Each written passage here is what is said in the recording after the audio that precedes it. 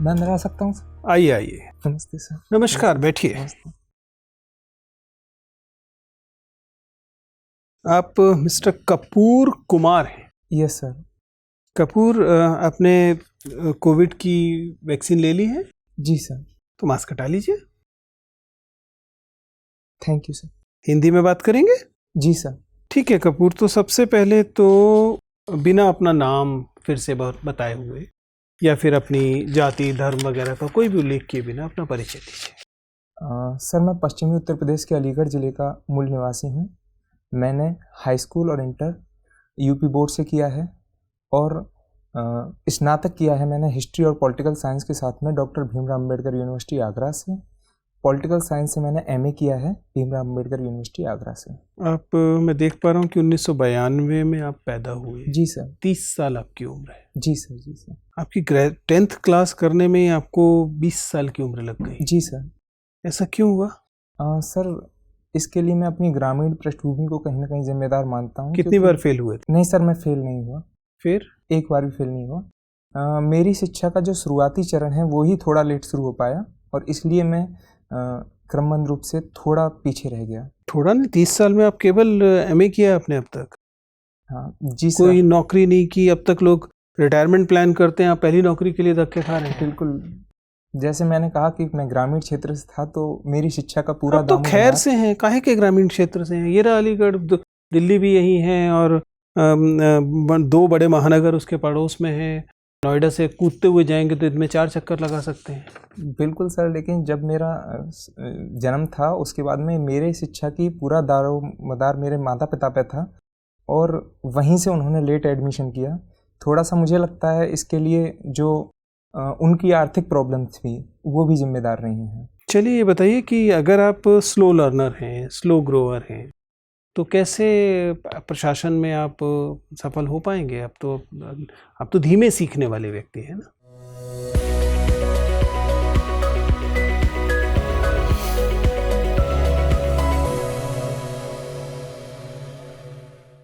नहीं सर, मैं ये नहीं समझता कि मैं धीमा सीखता हूँ, क्योंकि मैंने निश्चित समय में ही अपनी सारी चीज़ें की हैं और मैं 2018 में, इसका एक अच्छा एग्जाम्पल है कि जब 2018 मेरा स्नातक हुआ था उसी समय मैंने तैयारी शुरू की थी और पहली बार में ही मैं यूपी पीसीएस के इंटरव्यू के लिए चुना गया था। ये बताइए कपूर कि आप तो भूगोल के विद्यार्थी हैं। जी सर। मानसून चल ही रहा है। जी सर। भारत में कितने प्रकार के मानसून आते हैं? सर भारत में 2 प्रकार के मानसून आते हैं। उत्तर प्रदेश में कौन सा इलाका है जिसमें कि दोनों तरह के मानसून की वर्षा होती है? या ऐसा कोई इलाका है जिसमें साउथ ईस्ट मानसून से वर्षा होती है? सर उत्तर प्रदेश में, सॉरी सर, मैं इसके बारे में पूरी तरह से भी श्योर नहीं हूँ। ये जो मानसून इस समय चल रहा है, ये कौन सा मानसून है? सर ये दक्षिण पश्चिमी मानसून है। दक्षिण पश्चिम मानसून कहाँ से उपजता है? सर ये 2 शाखाओं में आता है भारत में, बंगाल की खाड़ी और अरब सागर से। ठीक है, ये दोनों एक ही मानसून की 2 शाखाएं हैं या 2 अलग अलग मानसून है? ये एक ही मानसून की 2 शाखाएं हैं। अरब सागर से जो मानसून उठता है उससे बरसात उत्तर प्रदेश के कौन से इलाके में होती है? सर अरब सागर से जो मानसून उठता है उससे पश्चिमी उत्तर प्रदेश के कुछ इलाकों में हल्की फुल्की वर्षा होती है। अधिकतर वर्षा उत्तर प्रदेश में जो बंगाल की खाड़ी शाखा है उससे होती है।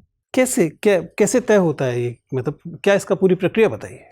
सर मानसून की जो हवाएं हैं, मानसून हवाएं हैं जब चलती हैं तो इसके लिए कारक सबसे मुख्य होता है कि अवरोध हैं या फिर कहीं उच्चावच कैसा है, इनसे ये प्रभावित होता है। तो जो पश्चिमी शाखा है, जो अरब सागर की शाखा है, वो अरावली पर्वत हो गया या पश्चिमी घाट हो गया, उससे आगे बढ़ नहीं पाती है। लेकिन जो पूर्वी भारत की शाखा है जो बंगाल की खाड़ी से आती है वो मैदान से कह रहे हैं कि अरब सागर से आने वाले मानसून की शाखा जी वेस्टर्न घाट को क्रॉस नहीं कर पाती। जी सर, कर पाती है लेकिन वो विस्तृत रूप से नहीं कर पाती है।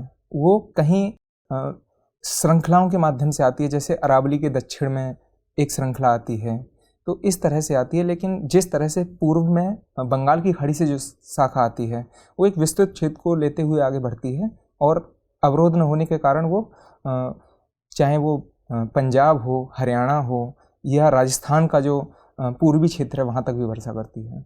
ठीक है कपूर, सर कपूर, जी सर। मुझे आप ये बताइए कि हम लोग एक शब्द काफ़ी सुनते हैं, जी सर। Indo Pacific. इंडो जी सर। पैसिफिक पता है आपको? तो मुझे ये बताइए कि उसका विस्तार कहाँ से कहाँ तक है? सर, इंडो पैसिफिक का जो विस्तार है वो संपूर्ण हिंद महासागर और संपूर्ण प्रशांत महासागर से है। हाँ, बिल्कुल ठीक, लेकिन आप मुझे ये बताइए कि ये किस जगह से शुरू होकर कहाँ तक है, ये जानना चाहता हूँ मैं। सर, अभी मैं इतना सोच नहीं पा रहा हूँ। अच्छा, तो मुझे ये बताइए कि भारत किस प्रकार के इंडो पैसिफिक की कल्पना करता है, या भारत किस तरीके के इंडो पैसिफिक का समर्थन करता है?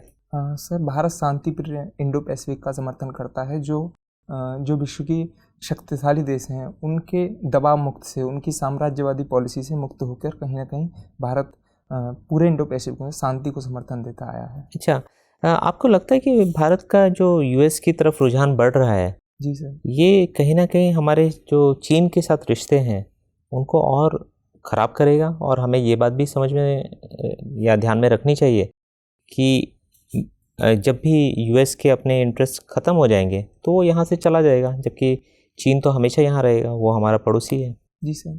सर, भारत का यूएसए के साथ में जो रुझान बढ़ रहा है वो एक तरफा नहीं बढ़ रहा है, और ना ही भारत चीन या और जो देश हैं जैसे रसिया हो गया उसके साथ में अपने संबंध खराब कर रहा है। तो मुझे लगता है कि वर्तमान स्थितियों में जो भारत की साझेदारी यूएसए के साथ में बढ़ रही है, ये सकारात्मक रूप से बढ़ रही है।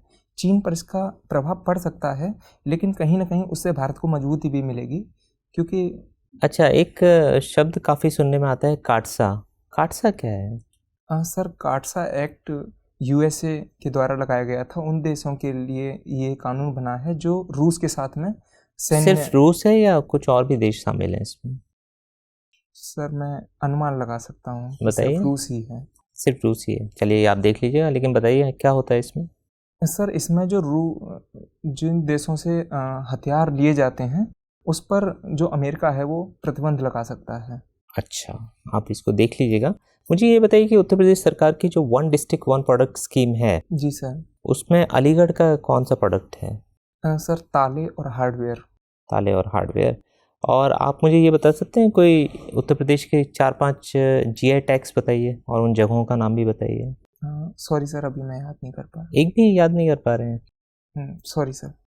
ठीक है, मेरा आखिरी सवाल आपसे ये है कि कृषि कानून को लेकर काफ़ी ज़्यादा चर्चा रही। जी सर। तो आप ज्योग्राफी के स्टूडेंट भी हैं, जी तो सर। मुझे ये बताइए कि सरकार का कदम कृषि कानून को लाना ये सही था, या कृषि कानून को वापस लेना ये ज़्यादा सही है? सर, मुझे लगता है दोनों ही कदम सही थे समय अनुसार। आपको सरकार नहीं लगता कि विरोधाभास वाली बात कर रहे हैं? सर, इसमें समय काल परिस्थितियाँ इसका बहुत बड़ा महत्व है। सरकार जिन कानूनों को लाई, मुझे लगता है कहीं ना कहीं कृषि में किसानों को सुधार के लिए उसे लाया गया, लेकिन किसान इस बात से काफ़ी विरोध किया किसानों ने, और उन्हें लगा कि इसे वापस लेना ही इस समय सबसे उचित होगा। अच्छा, ठीक है सर। कपूर जी सर। कपूर, मुझे ये बताएं कि आजकल यूरोप में बेतहाशा जो गर्मी है वो देखने को मिल रही है। जी सर। वहाँ जंगलों में आग भी लगती हुई जी नजर सर। आ रही है, क्या कारण है? सर, सबसे बड़ा कारण तो जो जलवायु परिवर्तन है उसको लेके है, क्योंकि लगातार बढ़ ही रहा है, और न सिर्फ यूरोप बल्कि अन्य देश जैसे भारत ही हैं तो लगातार गर्मी की आग में झुलस रहे हैं। तो सबसे बड़ा कारण तो मैं यही देख पा रहा हूँ। तो जंगल में आग लगने की घटना मानवकृत डिजास्टर है या प्राकृतिक जो डिजास्टर जिसको हम संज्ञा देते हैं वो है? सर, ये दोनों ही तरह से हो सकती है। दोनों ही है? दोनों ही है। ठीक है। भारत में इस तरीके की घटनाएं कहाँ पाई जाती हैं प्रायः, जहाँ पे सर, जंगलों में आग लगती है? उत्तराखंड के जंगलों में इस तरह की उत्तराखंड के घटनाएं जंगलों पाई जाती हैं। ठीक है। मुझे बताइए कि India state of forest report 2021 जी सर। आपने देखी है? इसके बारे में कोई जानकारी है? थोड़ा सा मैंने इसको देखा है। इसमें उत्तर प्रदेश को ध्यान में रखते हुए क्या क्या खास मुख्य बातें हैं जो आप बता सकते हैं? सॉरी सर, उत्तर प्रदेश के विषय में मुझे। ठीक है, यदि भारत का संदर्भ लें तो? भारत के संदर्भ में जैसे कि इसमें कुछ चेंज किए गए हैं। किन्हीं 3 मुख्य बातों पे जो कि आपको लगे कि काफ़ी कैचिंग है उसके बारे में आप बात करना चाहिए। सॉरी सर, मैं अभी पूरी तरह से रिकॉल नहीं कर पा। कोई बात। ज्योग्राफी के स्टूडेंट रहे हैं आप, तो मुझे बताएं मैंगो शावर्स का क्या योगदान है? सर, ये क्या होती है मैंगो शावर्स?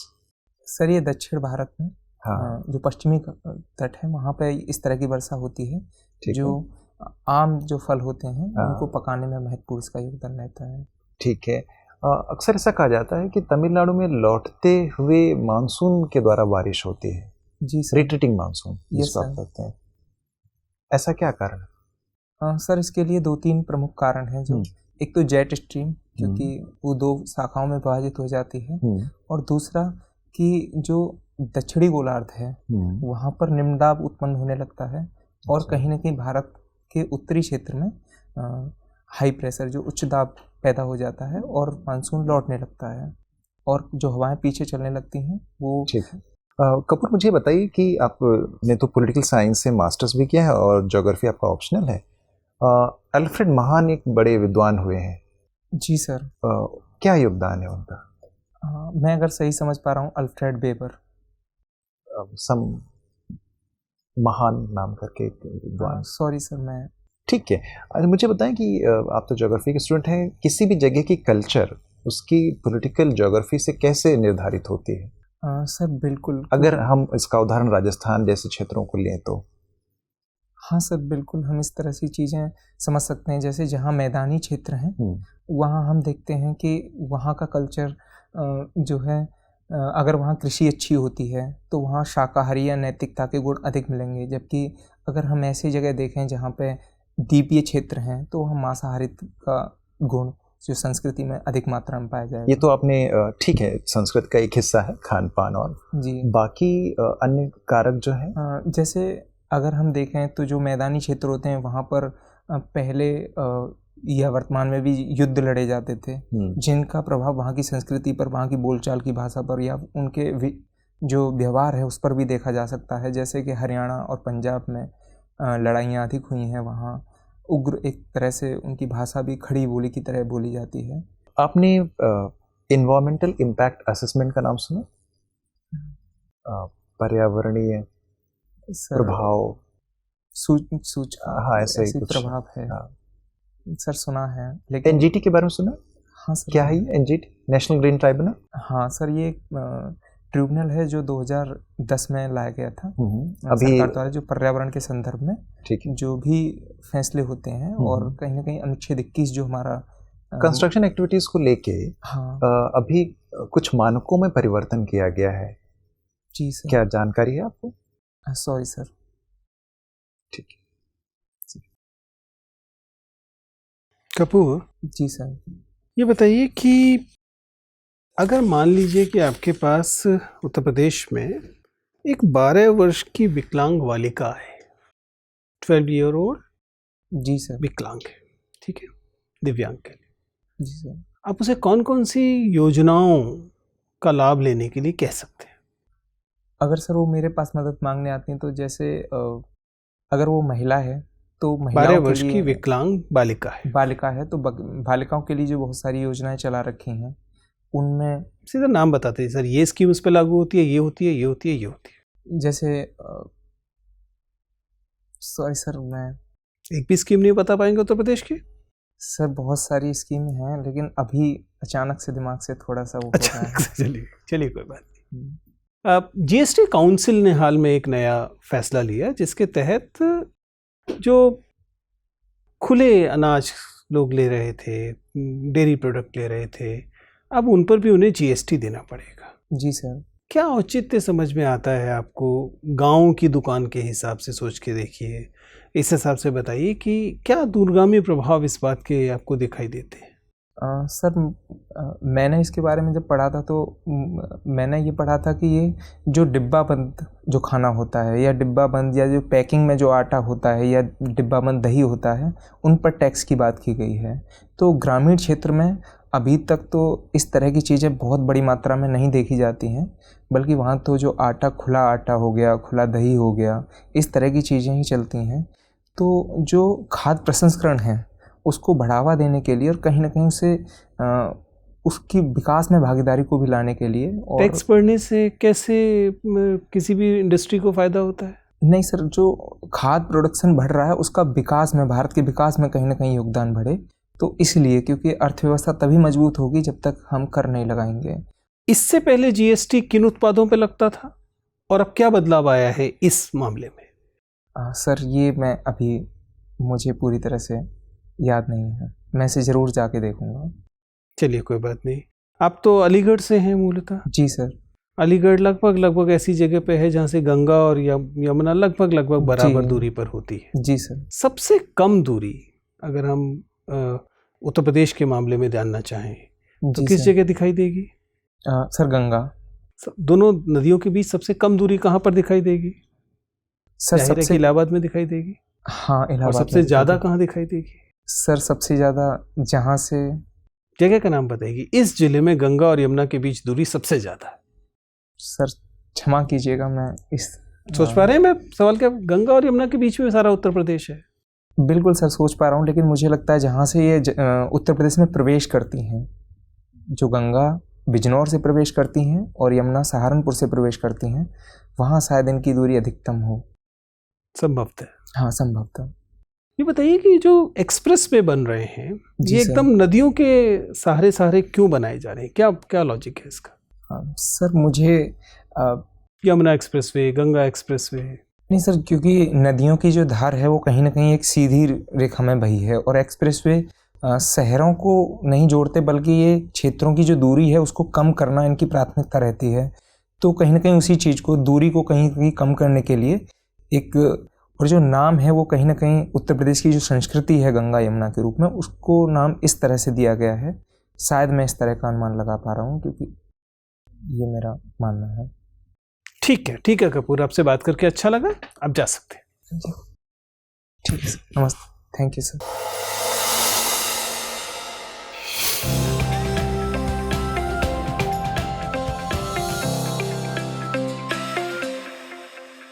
देखिए जी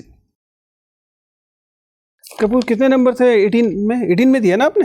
हाँ सर। कितने नंबर आए थे? 59 आए थे 100 में से। 59। और कितने नंबर से छूटा? सिंगल नंबर से। एक नंबर से नहीं दिया था। इस बार मेंस कैसा हुआ है? सर गुड हुआ है, बट मेरा 2020 में भी मेंस बहुत अच्छा हुआ था, लेकिन मुझे मार्क्स कॉल नहीं आई। 606 मिले थे बस। बहुत अच्छा मेंस हुआ था, मुझे लगा था कि शायद कहीं रैंकिंग में नाम होगा, मेरिट में नाम होगा। मुझे 606 मिले थे। अच्छा हुआ है पर, लेकिन बहुत अच्छा हुआ। आपने इंटरव्यू तो पहले दिया हुआ है, तो बताइए आप उसके हिसाब से आपका क्या लगता है कि कैसी तैयारी है? आयोग में ही दिया था। आप पहली बार मैंने कोई मॉक दिया है। नहीं, आप तो आयोग में दे चुके तो मॉक की क्या जरूरत है? उससे तुलना करें तो आपका आज की तैयारी कैसी है? सर मुझे लगता है कुछ चीज़ें जो नॉर्मल चीज़ें थी, और जैसे आपने महिलाओं वाला वो कहा, 1-2 क्वेश्चन इस तरह के ये नहीं स्लिप होने चाहिए थे, मेरा ये मानना है। मुझे हैरानी हुई, जीआई टैग वाला सवाल भी बेसिक सवाल था। मतलब हो सकता है बहुत सारे ना याद आए, लेकिन 1-2 जरूर आ जाने चाहिए थे। याद किए थे, लेकिन अचानक से वो, ये आपने बोला भी कि अचानक ब्लैंक हुआ है। ऐसा होता है आपके साथ कभी कभी कि आपको चीजें आती हैं लेकिन अचानक जिस समय जरूरत है उस समय ब्लैंक जाते हैं? सर जिस समय ज़रूरत बहुत ज़्यादा होती है तब तो नहीं होती, लेकिन अक्सर कभी कभी प्रेशर में इस तरह की चीज़ें हो जाती हैं। ये बेसिकली प्रेशर सिचुएशंस का ही मामला होता है। थोड़ा सा सहज रहने की कोशिश कीजिए, तनाव मत लीजिए, तो आपको लगेगा कि आप उसे बेहतर हैंडल कर रहे हैं। ठीक है कपूर, कुल मिलाकर आप एक अच्छे कैंडिडेट हैं। आपका बैकग्राउंड बड़ा हम्बल सा बैकग्राउंड दिखाई देता है, और सामान्यतः आपकी पर्सनालिटी अच्छी है, वॉक इन अच्छा है, बैठने का तरीका ठीक है, आवाज़ भी इन जनरल ठीक है, वॉइस लेवल ठीक है, स्पीड ठीक आती है, ना बहुत तेज़ है ना बहुत धीमी है, जो कि अच्छी बात है। ज़्यादा हैंड मूवमेंट भी नहीं है, आई कांटेक्ट भी ठीक है। ये जरूर है कि एक आध जगह पे जैसा कहा कि किसी जगह पर कोई बेसिक फैक्चुअल इन्फॉर्मेशन स्लिप करती है, तो कोशिश कीजिए कि ऐसी स्थितियां कम हो, लेकिन उसका तनाव मत लीजिए। तनाव लेंगे तो वो स्थितियां बढ़ेंगी, कम नहीं होंगी। ठीक है, तैयारी के स्तर पर परेशानी उतनी ज़्यादा नहीं है। एक आध जगह पे कभी कभी फेशियल एक्सप्रेशन ऐसा लगता है जैसे कि आप मुंह के अंदर कुछ चबाने की कोशिश कर रहे हैं, जैसा जीभ हिला रहे हैं। हाँ ऐसा, तो ध्यान से वीडियो को देखिएगा। अगर अवॉइड कर सकते हैं तो अवॉइड कर लीजिएगा। जी सर। अगर नेचुरल है और कुछ नहीं किया जा सकता तो जाने दीजिएगा।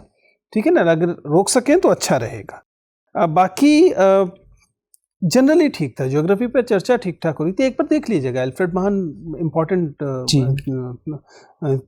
थिंकर हैं, बट जरूरी नहीं है कि वहाँ पूछा जाएगा, बट इन केस पूछा जाता है। लेकिन स्कीम्स वगैरह जरूर लिस्ट कर लीजिए। ठीक है ना। स्कीम वगैरह की तो एक पूरी लिस्ट बना लीजिए। सर एक्चुअली में है पूरा का पूरा मैंने कर रखा है, लेकिन वो ठीक है, फिर अगर बाई चांस वाली बात है तो उम्मीद कीजिए कि वहाँ पे नहीं होगा। लेकिन सर मुझसे यही सेम क्वेश्चन 2018 में पूछा था। अच्छा। और उन्होंने कहा कि महिलाओं के लिए कोई कितनी योजनाएं चलाई जा रही हैं उत्तर प्रदेश सरकार ने, तो मैंने पहला जो मुझे याद है उज्ज्वला योजना बता दिया, जबकि वो लास्ट में आना चाहिए था कहीं ना कहीं। तो इस तरह का, और जबकि मुझे वो पूरा याद था, लेकिन कभी कभी याद करना ठीक है, मतलब इसका मतलब कुछ अलग से करने की जरूरत नहीं है, केवल उसी को थोड़ा सा और कॉन्फिडेंस के साथ तैयार करेंगे तो हो जाएगा, कोई दिक्कत मुझे नहीं। लगता है कि कुछ शब्द मैं ऐसे बोलता हूँ जो लगातार रिपीट होते हैं, ऐसा कोई शब्द आपके उसमें आया? ऐसा कुछ अलग से कान में खटकने वाला तो नहीं आया, तो ऐसा परेशान मत होइए, ठीक है। थोड़ा सा जब आप एंट्री एग्जिट कर रहे हैं तो और थोड़ा मतलब ऐसा ना लगे कि जो आपका नमस्कार है वो थोड़ा सा झुका हुआ ज़्यादा लग रहा है, उसको थोड़ा सा कम कर लीजिए, ठीक है ना। मतलब ऐसा ना लगे कि आप अतिरिक्त विनम्रता दिखाने की कोशिश, जितनी जरूरी है उतनी दिखाने की कोशिश करें। बाकी चीज़ें ठीक है, परेशान होने की जरूरत नहीं है, खुश होकर इंटरव्यू दीजिए। इंटरव्यू की वजह से नहीं रुकेंगे ना, पिछली बार वाले को भी इंटरव्यू की वजह से रुका हुआ मत मानिए, 59 बुरे नंबर नहीं है, ठीक है ना। तो उस हिसाब से मेरे ख्याल से इंटरव्यू आपको नहीं रोकेगा। अगर आपने मेंस ठीक से दिया तो इस बार कीजिए, पिछली बार रैंक नहीं मिला था, इस बार ले लीजिए। सर ड्रेस ठीक है, मौसम के हिसाब से ठीक है, कोई खास मुझे परेशानी नहीं। शेव प्रॉपर कर लीजिएगा। हाँ, बाकी चीज़ें ठीक है। अगर ब्लेजर पहनेंगे तो सर अच्छी बात इसका कोई असर पड़ेगा? या हम लोग तो सबसे मना करते हैं, हम लोग तो सबको अवॉइड करने को कहते हैं, मतलब कोई फायदा होता नहीं है, तो नुकसान ही होगा अगर होगा तो अगर अवॉइड कर सकते हैं तो ठीक है। ठीक है, चलिए, all the best. Thank you sir.